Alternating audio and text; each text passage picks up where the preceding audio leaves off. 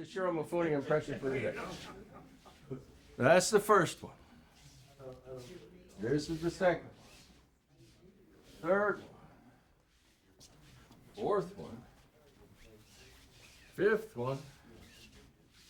Sixth one. Seventh one. Eighth one. Ninth one. 10th.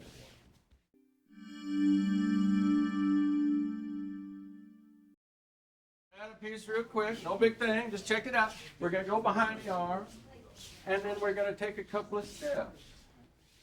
And ideally, when we're taking a couple of steps, I'd like to see if I can time it to his step well. Now, that's showing off. What you actually got to do at start, you got to actually watch the damn foot hit the ground, time your foot with his foot.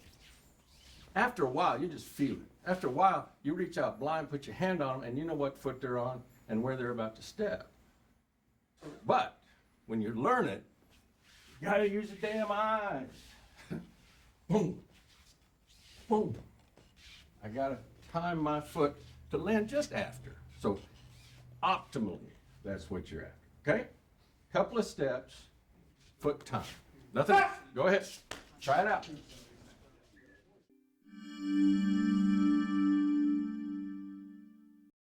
Is as we take these couple of steps, in step with him, at the end of one, I make a grip. And I try not to add any extra energy to it than just a grip. Just the impetus of the hand closing. And I try not to do it like I just did it, which is right off the first step. What do I want to do? I want the exploded view. I want several steps to engage this with. Oh. So that when I grip, I'm doing it with enough precision, I can hit the timing. Cool? And we're just looking for the little off balance. We don't have to crush him to his knee or anything. Cool? Little grip. Try it. Let's go. That's the first one. Grip, wind, not now, but wind.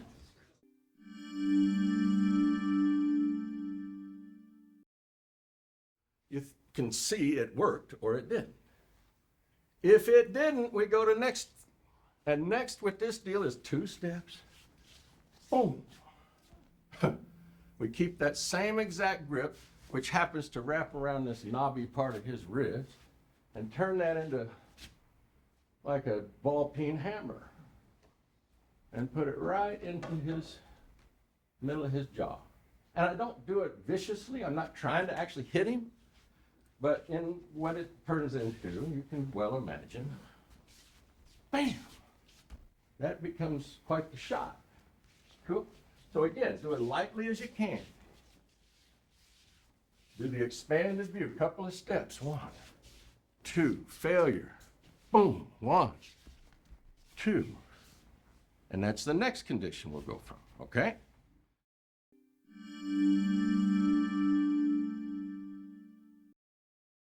When you interact with your own body, it's largely on your own center line. And so there's a big vulnerability already built in that when this arm bends, that is an easy place that it goes to. Cool?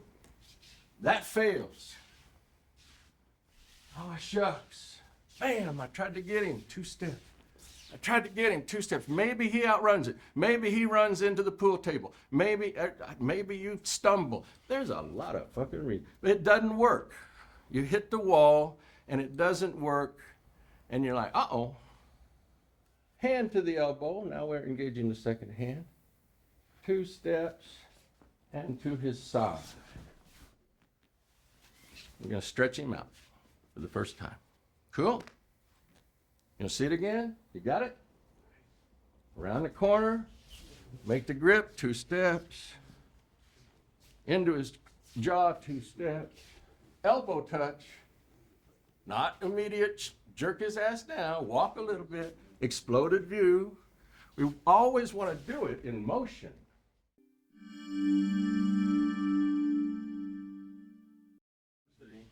We're out at the end of his arm, and we made our grip, and that didn't work. And that's the next shot, and that didn't work. Touch that elbow and go out to the side. And that doesn't work. Yeah. And we already know this from Kata. If you've been doing Kata a little bit, we know what comes off of Oshi Taoshi, right? And so what comes off of Oshi Taoshi? Udegaeshi, right? Cool, cool, cool. And again, we don't try to crank him down. We don't try to slam him. We just take a couple of steps. 1, 2. And if he falls out from under it, hallelujah. If he doesn't, well, it just failed. Once again, so we get to go on. Cool? Cool. Pick it up. Go ahead. Thank you.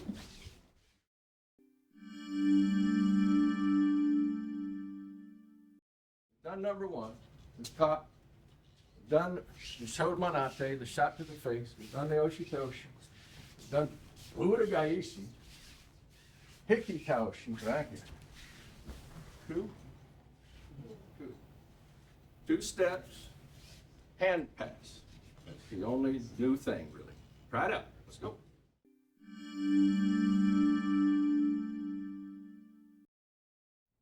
It's a skill not unlike throwing a ball into your own hand. And that's what you're learning in hand pass. So when you're doing this thing, you can stop here and just throw it into each palm a few times just to kind of reinforce that that's something you're learning to do.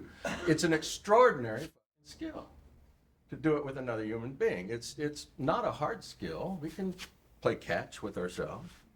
We just don't bother to do it. But that is what's happening. Sudden, terrible things happening, and boom. Say, how do you throw this thing? How do you not? But it does fail sometimes. And so when it fails, that's okay. The uke that knows the thing that's next more than I do.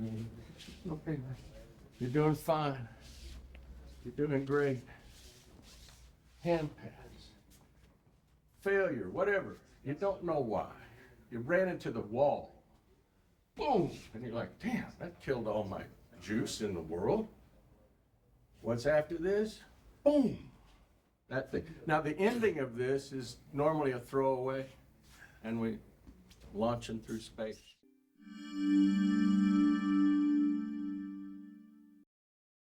Change. This little piece, sidestep. Doesn't work, and we went to here, right?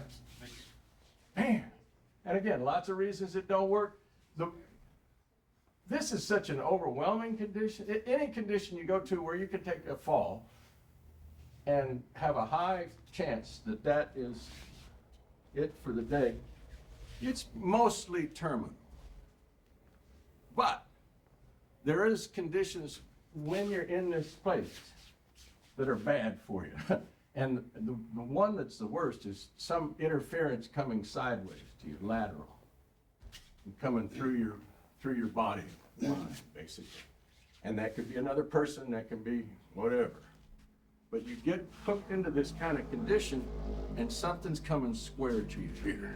So that's what we're going to learn to survive. We don't know what it is, we don't know why it's happening, but we're going to take the impetus as if it's failing, knocking us square to the line of our feet, and we're going to walk out that line and hand it off to ourselves. Cool? This is Kote Gaeshi. It's another hand change. Here we are. Boom. Something is causing us, the freight train has suddenly hit him from that side, and we are going that way. And hand it off, and hand it off. Cool? 2 hand changes. We just did the first cool hand change. Now we're going to get 2 more. And you go as slow as it takes to just walk down that line, pass it relaxedly until it gets back to your mirror side. Cool?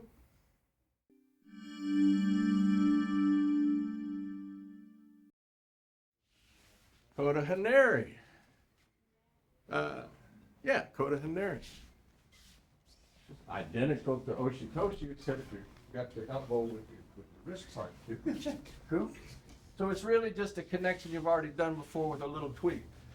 Not a big deal. We're noticing again the concept of we're in some form of Kote Gaeshi. The arm doesn't want to go this way for whatever reason, it wants to go this way instead. If they are actively resisting, for instance, this, and he doesn't want this, he's reflexing there. So it becomes a next logical cool thing. Now, it doesn't always have to. It could go here. It could go lots of places. But in general, if they're coiling this way and they don't want to be, the act of not that leads to this. Cool? Kote Hineri. So you know it from Kata. We're just putting it in motion with 2 steps. That follows up. I'm going to give it to you 2 at a time. With the Shomenate Udegaeshi form. Yeah. High probabilities. It's you're holding Udegaeshi in your hand, but what's active in the equation is the drive. The thing going through his nose. Cool? Cool.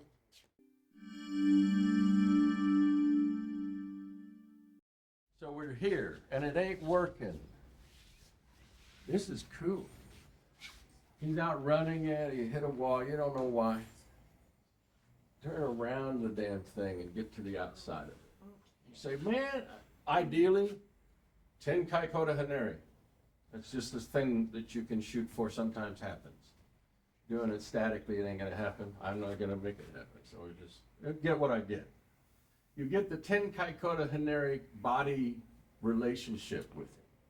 And you do it unusually. You don't cut under his arm and twist it around to get that rib. You don't do that. Udegaeshi, he doesn't want this thing to be the backup that's safe, that's killing him. So his arm is straightening. It's not wanting to coil anymore. We're having a resistance condition, perhaps. There's all kinds of reasons, but this is a big one. Somebody says, you can't do that to my wrist. So he's in one of those states, and as he goes to that, I just turn around it, and I don't try to twist anything to get here. This is like Flopsy Bunny shit. You just have enough to get a finger or 2 hooked over. And it could be hooked over, by the way, on his forearm. It doesn't have to be on the wrist and the hand. Because as you turn around to go eyeball to eyeball with him and let that thing drop, it goes through his shoulder like a shot.